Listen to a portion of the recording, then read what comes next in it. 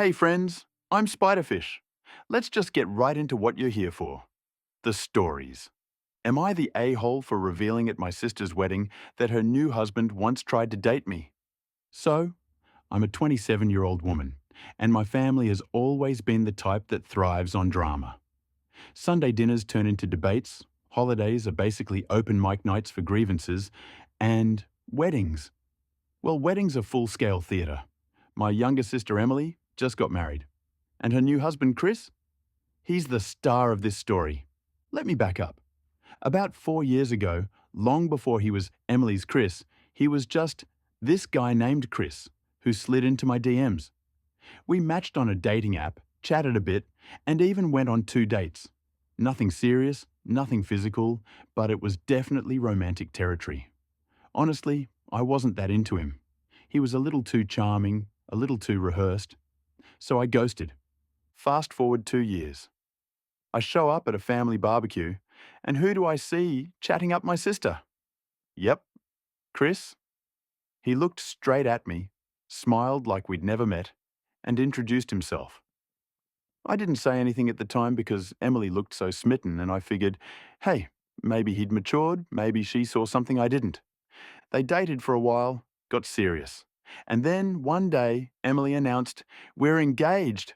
Cue my stomach dropping. I tried to bury it, truly. I told myself it didn't matter. People date, people move on, no harm done.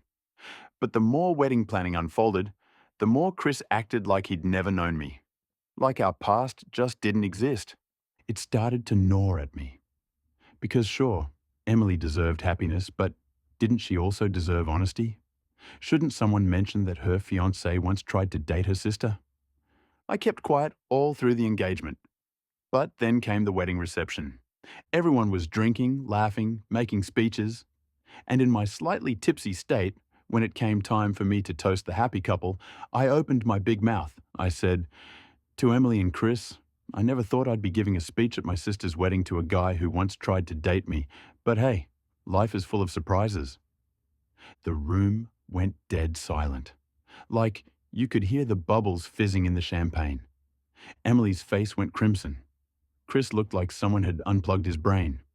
A few cousins gasped. My uncle actually spit out his drink. Emily asked, in the middle of the reception, what are you talking about? So I explained, briefly. 2 dates, nothing serious, years ago. That was it. Emily stormed off. Chris chased her. Half the reception spent the next hour whispering. My mom gave me the death glare across the table. Later, Emily pulled me aside and screamed that I ruined her wedding. She said I embarrassed her, humiliated Chris, and made their special day about me. Chris told me I was petty and jealous. My defense? I honestly thought she should know, and I assumed she already did.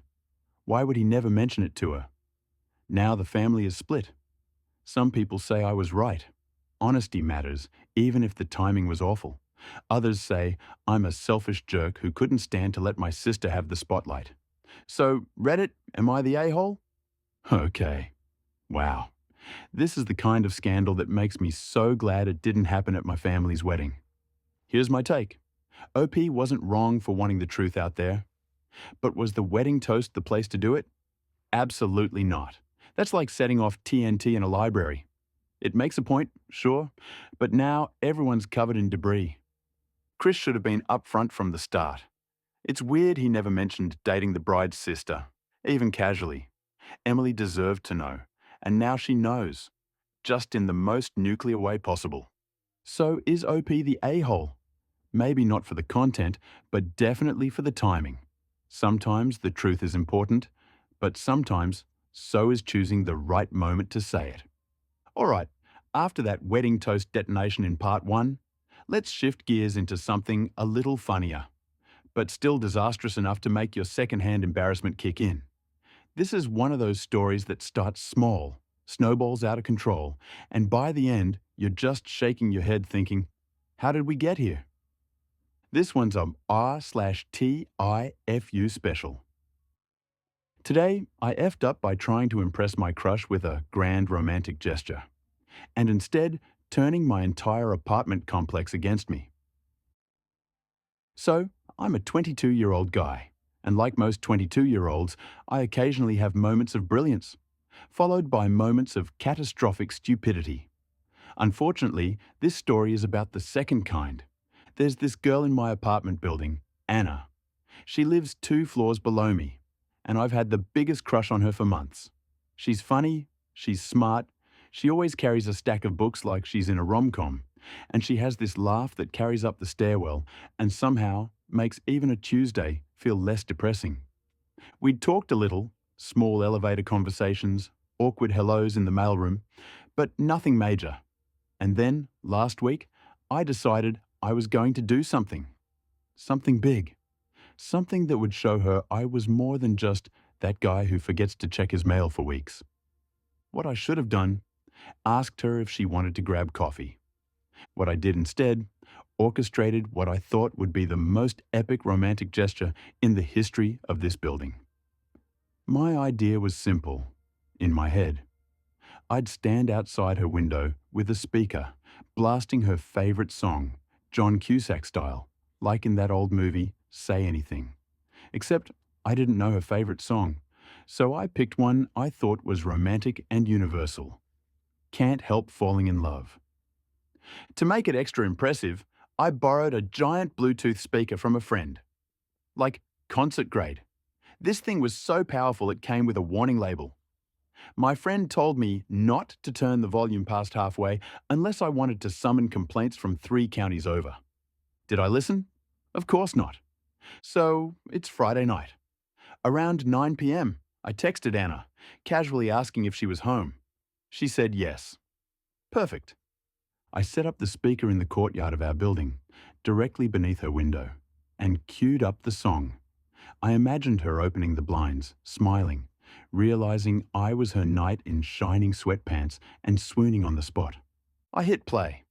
Friends, when I say this thing was loud, I mean loud.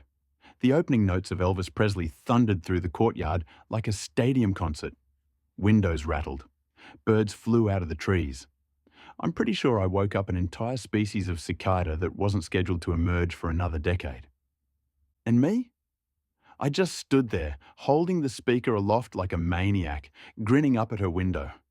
Her window didn't open. I waited and waited. Instead of Anna, I saw a bunch of other windows flick open. Faces started peering out. Confused neighbors, sleepy kids, one guy holding a cat that looked just as annoyed as he did. Someone yelled, "Turn it down!" Another yelled, "It's 9:15. Some of us work early." But I was committed. I yelled back, "Sorry, romantic gesture." Like that would excuse the sonic warfare. That's when a second problem appeared. The speaker wouldn't turn down.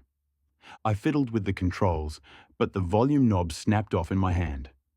Apparently, my friend had forgotten to mention it was broken. The only way to lower the sound was to turn it off completely. And I wasn't about to cut it mid-song. What kind of grand gesture fizzles out halfway through the chorus? So I kept going. By this point, half the building was awake. A couple people actually came outside in their pajamas to yell at me in person.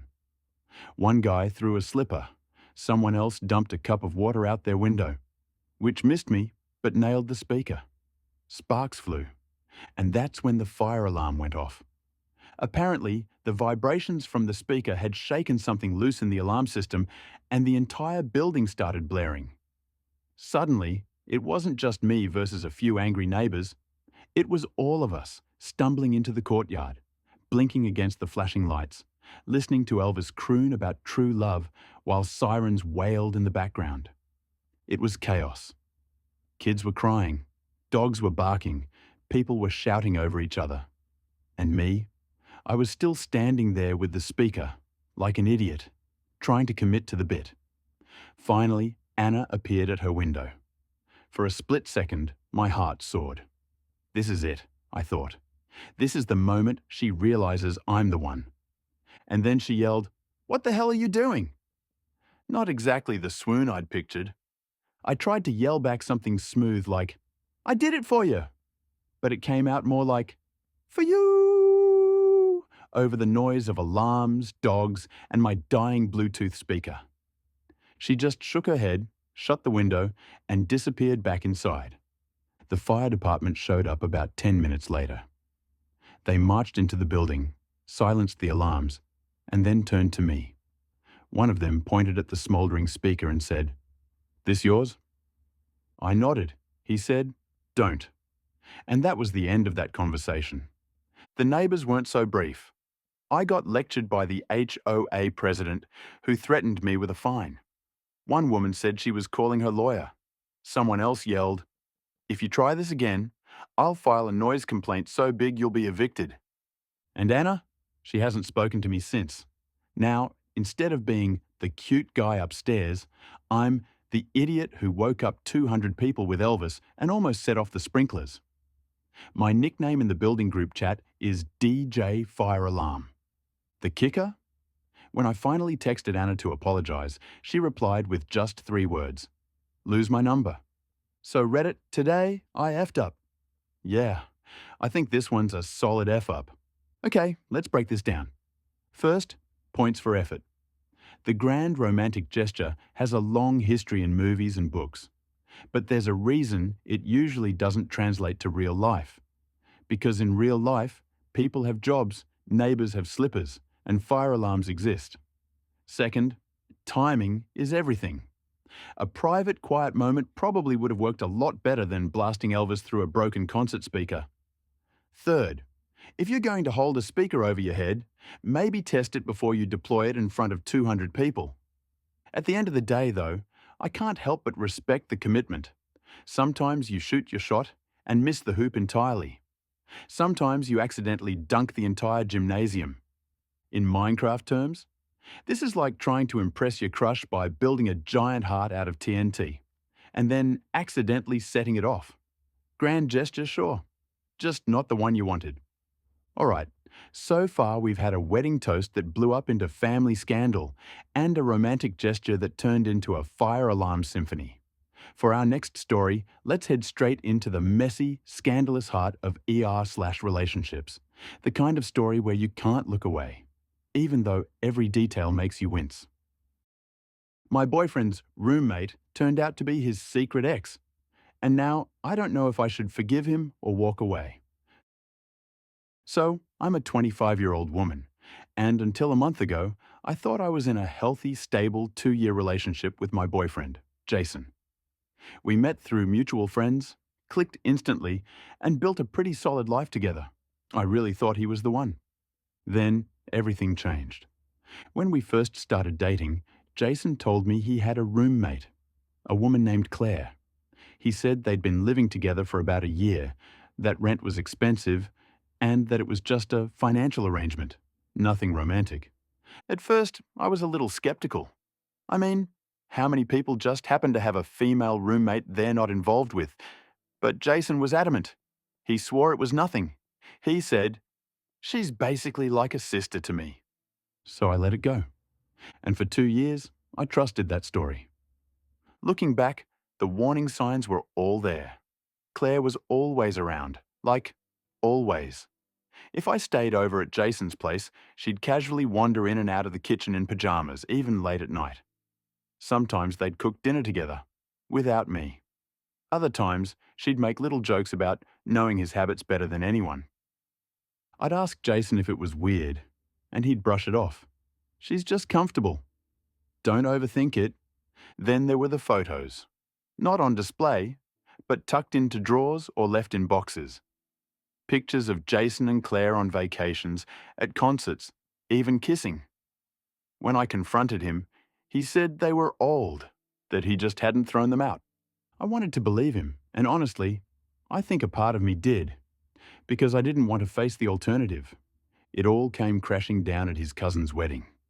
We were sitting at a table with his family when one of his uncles, clearly a little tipsy, leaned over and said, "So, are you still living with your ex?" I froze. "His ex?" Jason stammered, tried to laugh it off, but the damage was done. I pressed him on the drive home, and that's when the truth finally came out. Claire wasn't just a random roommate. She was his ex-girlfriend of 5 years. They had broken up right before moving into the apartment together, but instead of separating completely, They decided to stay friends and keep living together. And then he started dating me. I felt sick. For 2 years, I'd been hanging out with Claire, eating meals she cooked, watching movies with her, even having heart-to-hearts. And the whole time, she was his ex. When I asked Jason why he lied, he said, "I didn't want you to feel uncomfortable. I knew you'd never give me a chance if you knew the truth." Which, yeah, he was right. But instead of giving me a choice, he decided for me. I confronted Claire too. I showed up at the apartment and asked her why she went along with the lie. She shrugged and said, "It wasn't my secret to tell. Besides, Jason and I aren't like that anymore. We're just friends." I asked if they'd ever hooked up since breaking up. She swore they hadn't. But something about the way she said it, the hesitation, the quick glance at Jason, made my stomach twist. I pressed Jason again later, and he swore up and down that nothing physical happened after they broke up. He said they were done, that she was just someone who knew him really well, and that's why they stayed close. But how do you believe that after 2 years of lies? Since that night, I've barely spoken to him. He's been texting, calling, begging me to forgive him. He says it was a mistake, that he only lied because he loved me and didn't want to lose me. He swears he's willing to move out, cut ties with Claire, do whatever it takes to prove himself. Part of me still loves him. 2 years is a long time, and it's hard to just throw it all away. But another part of me feels like this relationship was built on sand, and now the tides come in. My friends are split. Some say everyone makes mistakes, and maybe it's worth salvaging. Others say the fact that he lied for 2 years and only came clean when he was caught is a deal breaker. I don't know what to do. Whew. Okay, let's sit with that for a second. This is one of those stories where every single person listening is probably shouting at their screen, "Run!" And honestly, I can't blame them. Here's the thing, relationships are built on trust. If you take that away, what's left? Jason didn't just bend the truth. He built an entire relationship on a lie of omission. He decided for OP what she could handle, instead of being honest and letting her make her own choice. That's not protection, that's control. And Claire? She's not blameless either. She knew exactly what was happening. She let OP into her home, let her sit on her couch, let her believe a false story, all while knowing the truth. That's not kindness, that's complicity. Could Jason be telling the truth that nothing physical happened? Maybe. But does it matter? Because the real damage isn't whether they hooked up. It's that OP can't trust a single thing he says anymore. My take. This is one of those moments where you have to ask yourself, if I forgive him, will I ever really stop wondering? And if the answer is no, then you already know what to do. In Minecraft terms, it's like building your dream base, only to realize the foundation is gravel. Sure, you can keep stacking blocks on top, but eventually it's going to collapse. Sometimes it's better to move on and start fresh somewhere else. So far, we've had family scandals, disastrous romantic gestures, and a relationship built on secrets. For our last story tonight, let's take a step into something darker. The kind of tale that creeps up on you slowly and lingers after the video ends. This one's from r/nosleep. I keep getting phone calls from myself, and last night I answered one. So I moved into this apartment about 6 months ago. Nothing special, just a small one-bedroom in a fairly quiet neighborhood. The rent was reasonable, the walls weren't too thin, and the neighbors mostly kept to themselves. It was the kind of place where nothing weird should ever happen, which is exactly why I noticed it right away. About a month after moving in, I got my first call. The number flashing on my phone wasn't just familiar. It was identical to mine. Same digits, same area code, everything. At first, I thought it was a glitch, or maybe some scam caller using spoof software. So I ignored it. But then it happened again, and again. Always at night, always from my own number. At first, I never answered, but the calls kept coming. Midnight, 2 a.m., 3:17 on the dot. the ringtone echoing in the darkness of my bedroom, my own name glowing on the screen. Eventually, curiosity won. One night, I swiped to accept, but instead of a scammer or a recording, all I heard was breathing. Slow, deliberate breathing, exactly like my own. I said hello. No response. I said it louder. Still nothing. Just the sound of someone breathing on the other end. After a minute, I hung up. It kept happening. More calls, always late, always from my number. Sometimes I answered, sometimes I didn't. But whenever I did, it was the same. The sound of breathing. And gradually, I realized something that made my skin crawl. The breathing was in sync with mine. If I held my breath, it stopped. If I exhaled slowly, I heard the same exhale a split second later. It was like listening to an echo, but there was no delay. And then the voice came. One night, around 2:30 a.m., I answered and heard a faint whisper. "Don't look outside." That was it, just those 3 words. My stomach dropped, because of course, I looked. I pulled back the curtain just a little, and there, standing on the sidewalk under the streetlight, was me. Same clothes, same haircut, same posture. Just standing there, staring up at my window. When I gasped, he, or it, raised a hand and waved. I dropped the curtain. My heart was racing. My phone slipped from my hand, but when I scrambled to pick it up, the call was gone. After that, things got worse. The calls came every night. Sometimes I'd answer and hear silence. Sometimes whispers I couldn't quite make out. Once, it said my name. Not in a creepy monster voice, but in my exact voice like I'd recorded myself. And sometimes, when I looked outside, I saw him. Standing there, watching, waving. I tried to ignore it. I tried to convince myself it was stress or hallucinations or some elaborate prank. But then, last week, I made a mistake. I answered, and I said, "What do you want?" This time, the voice didn't whisper. It spoke clearly. "Let me in." I didn't sleep. I sat in bed, staring at my phone, waiting. Sure enough, at 3:17 a.m., it rang. My number glowing on the screen. This time, I didn't answer.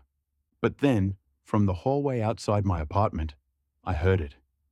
My ringtone, not from my phone, from out there. I grabbed a kitchen knife, crept to the door, and looked through the peephole. And there I was, standing in the hallway, smiling, phone pressed to my ear. When I didn't move, he leaned forward, placed his lips close to the door, and whispered, "I told you not to look." The call ended. When I opened the door, the hallway was empty. Okay. Yeah. That's one of those stories that makes you double-check your phone before bed. What I love about it, if love is the right word, is the way it takes something ordinary and harmless, like a phone call, and makes it terrifying. That's what r/nosleep does best. It reminds us that sometimes the scariest things aren't monsters or ghosts, but reflections of ourselves we can't explain. Would I have looked outside? Absolutely not. But then again, curiosity is human. And maybe that's why stories like this work so well. Because deep down, we all know we'd probably make the same mistake.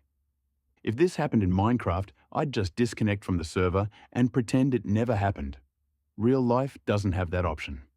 All right, so we've had weddings exploding with secrets, romantic gestures setting off fire alarms, relationships crumbling over hidden exes, and creepy phone calls from ourselves. But before we close tonight, let's go back to Scandal. The funny, messy kind that makes you squirm, but also laugh, because thank goodness it didn't happen to you. This is one of those, did that really happen? Kind of stories. And yes, it's deliciously messy. Am I the a-hole for exposing my cousin's secret family during a baby shower speech? So, I'm a 28-year-old woman, and in my family, baby showers aren't just baby showers. They're full-blown productions. Decorations, games, speeches, the works. My cousin Lauren is the star of this story. She's 30 and she was pregnant with her first child. Everyone was thrilled. She's always been the golden cousin. Straight A student, married young, picture-perfect Instagram life. If anyone was born to host the kind of baby shower you see on Pinterest, it was her. Now, Lauren married Derek about 2 years ago. Derek always seemed fine. Charming enough, decent job, nice smile. But there was something about him I never quite trusted. He had that too slick energy, like a guy who'd sell you a used car and convince you it was a Ferrari. Still, I never said anything. Because, hey, if Lauren was happy, who was I to ruin it? Well, buckle up. So, the big day comes. About 50 of us cram into a rented hall decorated with pastel balloons, diaper cakes, and a giant banner that said, "Oh baby." The vibe was cheerful, loud, and full of that nervous energy people get when they're around free cupcakes. Part of the program included speeches, mostly light-hearted. "Congrats, can't wait to meet the baby. Lauren will be a wonderful mom. You know the drill." When it was my turn, I decided to keep it short and sweet. But as I stood up with the microphone, I noticed someone slipping in late through the back door. It was a woman, holding the hand of a little boy. She looked around, locked eyes with Derek, and I swear, he went pale. Now, I didn't know this woman, but apparently my brain and my mouth stopped consulting each other at that exact moment. Because instead of the cute, generic speech I'd prepared, what I actually said was, "Well, I'm just glad Derek finally decided to show up with only one family today." Silence. The kind of silence that feels heavy. Derek's jaw dropped. Lauren blinked like she'd been hit with a flashbang, and the mystery woman in the back froze, clutching her son's hand. I don't even know why I said it. I think part of me had been suspicious for months. Derek was always working late, always vague about his past, and I'd heard rumors, whispers at family gatherings about him being seen with someone else. But I never had proof, until that moment. And apparently, my subconscious decided to serve it up during a baby shower speech. The room erupted, people gasped. Someone dropped a plate. My aunt muttered, "Oh no, not again," which suggests this kind of thing might run in the family. Lauren demanded, "What do you mean by that?" Derek stammered, sweated, looked like a man trying to calculate how quickly he could crawl out a bathroom window. And the woman in the back? She finally stepped forward. "I think I should explain," she said. Turns out, Derek wasn't just married to Lauren. He was also living with her. They had a 5-year-old son together. She thought he was working weekends when he was actually with Lauren. So yeah, double life. Lauren burst into tears. Derek tried to grab her hand, but she slapped it away. Half the room started yelling at him. The other half were comforting Lauren. And me? I was just standing there, still holding the microphone, wishing the earth would open up and swallow me. My aunt grabbed the mic and said, "Okay, let's take a break, everyone. Cupcakes are in the back." Like cupcakes could fix that. Derek tried to defend himself. He said, "It's not what it looks like." Which is hilarious, because it was exactly what it looked like. The woman wasn't having it. She pulled out her phone, showed Lauren texts, photos, proof. The works. It was brutal. The baby shower basically ended right there. People grabbed their purses and left in stunned silence. Lauren locked herself in the bathroom with her mom. Derek stormed out, trailed by half a dozen angry uncles. And me? I was the accidental whistleblower. Since then, my family has been divided. Half of them say I saved Lauren from wasting more years on a liar. The other half say I ruined what was supposed to be the happiest day of her life by blurting it out in public instead of telling her privately. Derek's gone. Lauren filed for divorce before the baby was even born. She says she'll never forgive me for how she found out, even if she admits she's glad she knows now. So, AITA. Okay, wow. This one is messy on a scale of 1 to nuclear fallout. On one hand, OP absolutely exposed a massive lie, and Derek deserved every ounce of humiliation he got. Living a double life? With a secret kid? That's not just scandalous. That's soap opera level stuff. On the other hand, the timing during a baby shower speech? That's like lighting fireworks inside a library.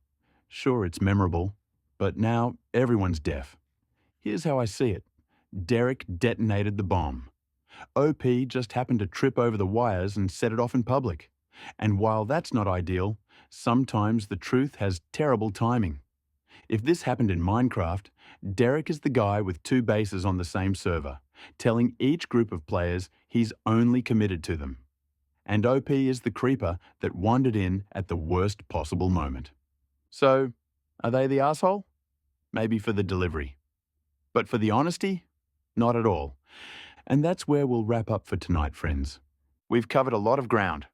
From weddings exploding with secrets, to grand gestures that turned into fire alarms, to ex-roommates who weren't really just roommates, to phone calls from ourselves in the middle of the night, and finally, a baby shower that ended in full-blown family drama. It's been scandalous, it's been funny, it's been unsettling at times.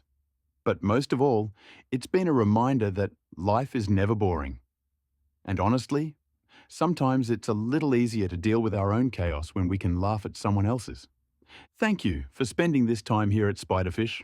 Whether you're mining away in Minecraft, winding down before sleep, or just letting this play in the background while you relax, I hope these stories kept you company.